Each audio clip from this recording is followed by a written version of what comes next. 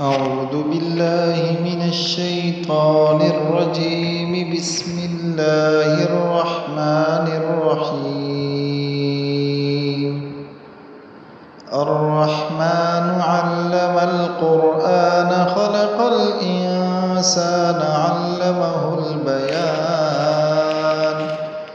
الشمس والقمر بحسبان والنجم والشجر يسجدان والسماء رفعها ووضع الميزان ألا تطغوا في الميزان وأقيموا الوزن بالقسط ولا تخسروا الميزان. والأرض وضعها للأنام فيها فاكهة والنخل ذات الأكمام والحب ذو العصف والريحان فبأي آلاء ربكما تكذبان. خلق الإنسان من صلصال كالفخار وخلق الجان من مارج من نار فبأي آلاء ربكما تكذبان. رب المشرقين ورب المغربين فبأي آلاء ربكما تكذبان. مرج البحرين يلتقيان بينهما برزخ لا يبغيان فبأي آلاء ربكما تكذبان. يخرج منهما اللؤلؤ والمرجان فبأي آلاء ربكما تكذبان. وله الجوار المنشآت في البحر كالأعلام فبأي آلاء ربكما تكذبان. كل من عليها فان ويبقى وجه ربك ذو الجلال والإكرام فبأي آلاء ربكما تكذبان. يسأله من في السماوات والأرض كل يوم هو في شأن فبأي آلاء ربكما تكذبان. سنفرغ لكم أيها الثقلان فبأي آلاء ربكما تكذبان. يا معشر الجن والإنس إن استطعتم أن تنفذوا من أقطار السماوات والأرض فانفذوا لا تنفذون إلا بسلطان فبأي آلاء ربكما تكذبان. يرسل عليكما شواظ من نار ونحاس فلا تنتصران فبأي آلاء ربكما تكذبان. فإذا انشقت السماء فكانت وردة كالدهان فبأي آلاء ربكما تكذبان.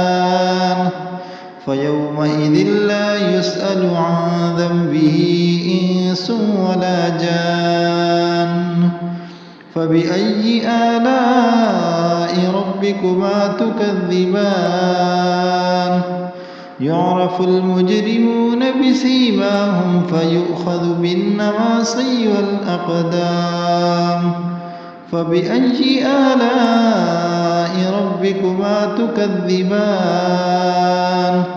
هذه جهنم التي يكذب بها المجرمون يطوفون بينها وبين حميم آن فبأي آلاء ربكما تكذبان ولمن خاف مقام ربه جنتان فبأي آلاء ربكما تكذبان ذواتا أفنان فبأي آلاء ربكما تكذبان فيهما عينان تجريان فبأي آلاء ربكما تكذبان فيهما من كل فاكهة زوجان فبأي آلاء ربكما تكذبان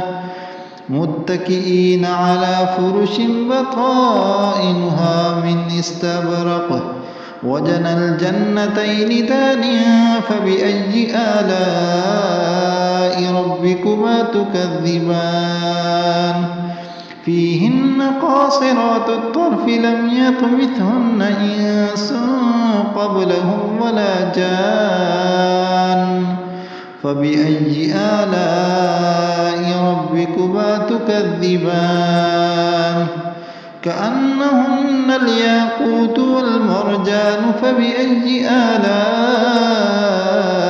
ربكما تكذبان هل جزاء الإحسان إلا الإحسان فبأي آلاء ربكما تكذبان ومن دونهما جنتان فبأي آلاء ربكما تكذبان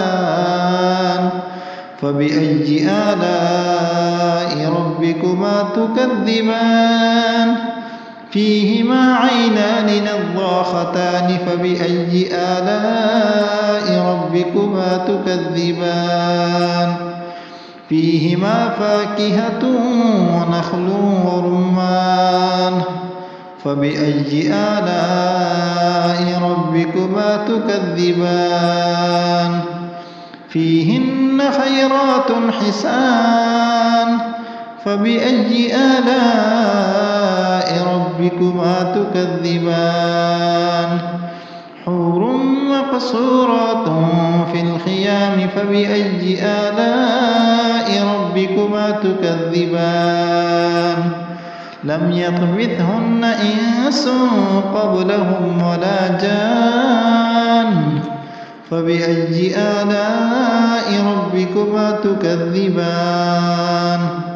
متكئين على رفرف خضر وعبقري حسان فبأي آلاء ربكما تكذبان تبارك اسم ربك ذي الجلال والإكرام.